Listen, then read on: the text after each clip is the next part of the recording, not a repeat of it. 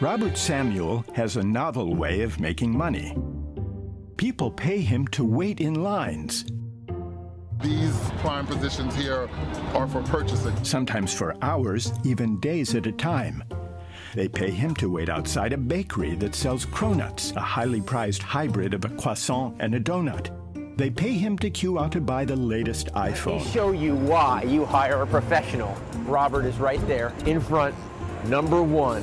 Obviously, he's good at what he does. I trust him enough to give him a few $1,000s to get me my iPhones tomorrow. The line-standing business is a sign of the times. Robert's affluent but time-pressed clients are willing to pay for the convenience of getting a cronut or an iPhone without having to wait in the queue. And Robert is happy to make $20 an hour by standing in line for them. It seems like a good deal all around. But consider another case. Hey, listen, Linestanding is an established business here in Washington, D.C., with several companies that offer line-standing services. In Washington, D.C., on Capitol Hill, long lines form as members of the public queue up to sit in on congressional hearings. Many lobbyists want to attend, but don't want to spend hours waiting in line. So they go to line-standing companies that hire homeless people and others who need the work to stand in line for them. Busy lobbyists, attorneys pay $35 to $50 an hour. Now, the line-standing companies pay their line standers about $10 to $15 an hour. They don't make, the $35 to $50. The company also hires line standers at the U.S. Supreme Court. When the court recently heard arguments in the same-sex marriage case, the lines formed days in advance, and most of those at the head of the queue were paid line standers. The cost of landing a seat to witness this historic case? About $6,000. The market logic of paid line standing would seem to apply equally to cronuts and Congress. The buyers value their time more than the money. I wanted to be fresh. I wanted to be able to really follow the arguments, and so I needed a good night's sleep. And those who stand and wait value the money more than their time. No one is forced, and both parties gain. America's always been built on entrepreneurial spirit, and bravo for someone to figure out a business model, and bravo for the people who might be unemployed to be able to make a little cash. Or should this market logic apply to consumer goods, but not to institutions of government? What do you think? Should people be free to buy and sell places in line for Supreme Court hearings, or should this practice be prohibited?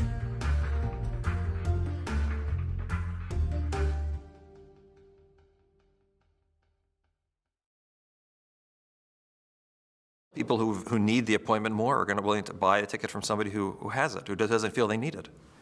Now, you're probably going to raise the question of what about the rich versus the poor, and that's absolutely right. And if we're worried about the distribution of income, we should probably use tools that deal with the distribution of income directly, say a progressive income tax system and transfer system. But for given the distribution of income, free trade in those appointments is going to lead to the most efficient allocation of resources, which means it's not going to lead to a situation where there are gains to trade that are unrealized. So if you realize all the gains to trade, you allow people to buy and sell the vouchers for a doctor's appointment, then the people who wind up getting to see the doctor will be those who value it the most, as measured by willingness to pay.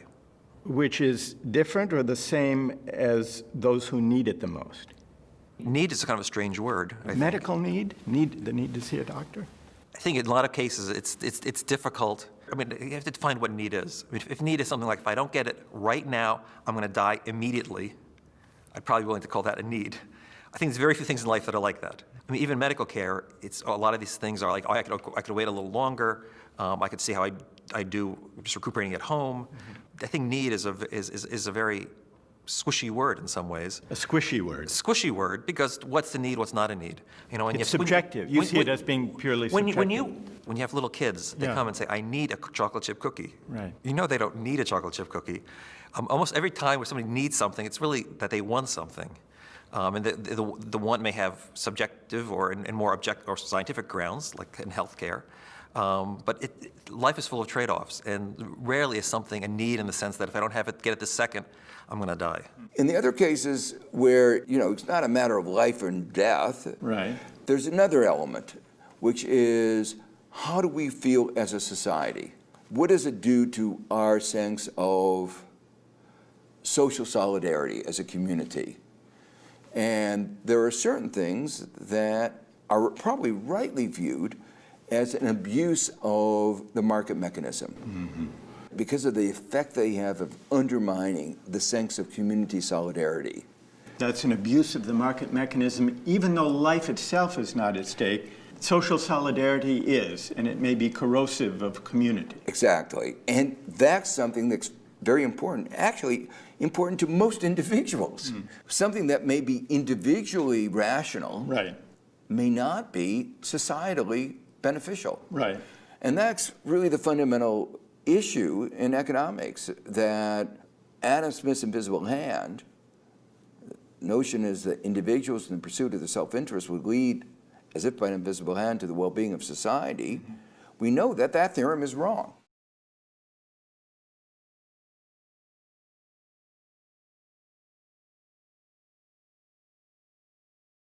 What kinds of goods are appropriately allocated by markets, and what kinds of goods are not? Well, the distinction that I made was between luxuries and absolute necessities, securing basic rights, and I would incorporate healthcare under basic rights. Because it's a basic right, a basic necessity, a human necessity. Yes. And markets shouldn't govern access to those kinds of goods. I feel like they should in part, but in this particular example with paid line standing, I think is an inappropriate extension of the market. And so how should access to the doctor's appointments be allocated? Based on who showed up first in the line? Well, most of us agreed earlier that time is a more equal identifier of necessity and cost, and I think that that is more appropriate here than financial means. Queuing. Yes. And what if the person toward the head of the line is less severely ill than a person at the back of the line? I am more okay with that because of what we established as time being the more equal. I'd like to push back on that. I think that time in a lot of contexts could end up being more equal in terms of equalizing for ability to pay. But I think that both of these are bad ways of allocating medical resources. Maybe a more appropriate way could be to triage the people in line so that people with more urgent need would get seen first by doctors. So urgency of medical need, you think, should be the principle of allocation here? Yes. That I agree with, but I just think that in this black or white example, like is paid line standing or K or not, I think that I would go with line. So I would most likely agree with you in that queuing in this particular example is preferable to scalping, but I would also say that both of these are inefficient ways of allocating medical So we have resources. three principles here, don't we? We've got money, paying, time, waiting in the queue, and third, need, urgency of medical need. Or consequence. The consequences of someone who had a more urgent medical need not getting seen would be greater. But in principle here, Erica, you think that the first doctor's appointment should go to the person who had the greatest medical need, not the person who could pay the most or who got there first. Yes. Josh? I think time can reflect urgency. What if someone who's at the front of the line has a less dire medical condition than the person at the back of the line? Then the person at the back of the line, if his condition was so dire, should have waited even longer in line to be at the front. How do you answer the objections that have been raised to ticket scalping doctor's appointments? I answer it with time. If I really need a doctor, I'm going to sweat and bleed so that I can see the doctor. And I'll sacrifice other things in order to do it because I value it that much. But you think that someone, an entrepreneur who hires people to wait in the line to collect appointment tickets and who then sells them to the highest bidder, you think that's okay?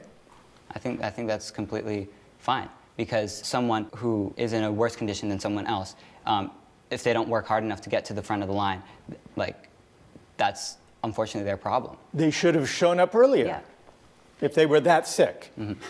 Now wait, I just want to stick, I want to stick with the ticket scalping case, and I want to make sure I understand your position.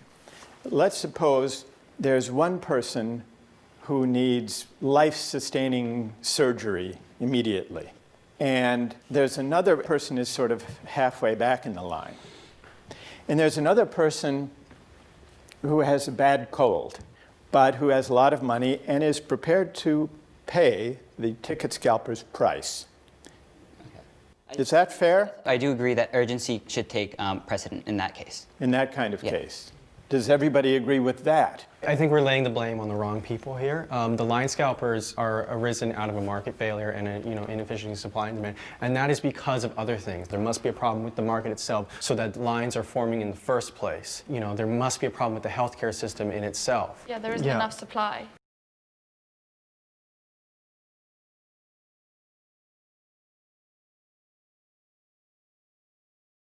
The scenario we've imagined, where a wealthy guy with a head cold is able to buy the next appointment, and someone else who has an urgent medical need can't afford to pay the scalper's price. Would you say that's unfair? I would say that it depends on the urgency, and I would say that if it's not up to the point where this person is going to die, I would say that it's a fair allocation of the medical service. Yeah. I would say, of course, it's unfair, but it's unfair for reasons not brought upon by the ticket scalper. And I have a problem with people suggesting that we legislate morality onto people who are solving a market failure, and solving a market failure that was not their fault. But they're not solving it. It's still creating other kinds of... For the situation, they are solving it. They are allocating healthcare efficiently through. But you're saying efficiently is that the people who are able to pay are the ones who should get the medical care. Yeah. That's one definition of efficiency. Another definition of efficiency is by need. I'm conceding that, is it unfair at the root cause? Yes, but the root cause was not brought upon by the people who we are legislating. Well, you can say that about lots of different things. Like just because a certain situation isn't your fault doesn't mean that you don't have a moral obligation to do something in that. First.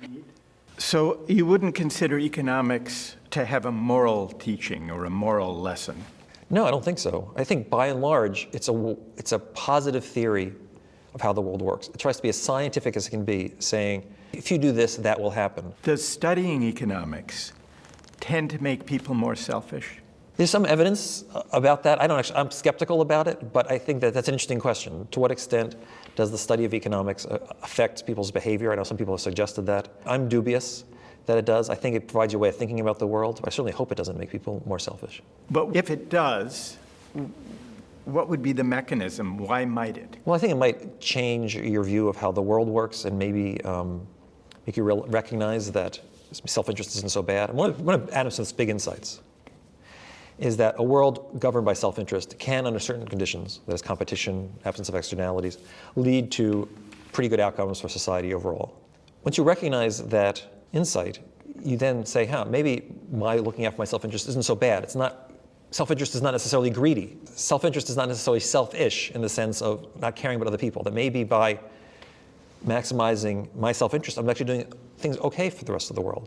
Does economics rest on utilitarian assumptions? There certainly is a utilitarian grounding of much of economic thinking. Economists tend to think of what we call utility functions, both at the individual level and at a societal level, and the objective of policy is to maximize utility.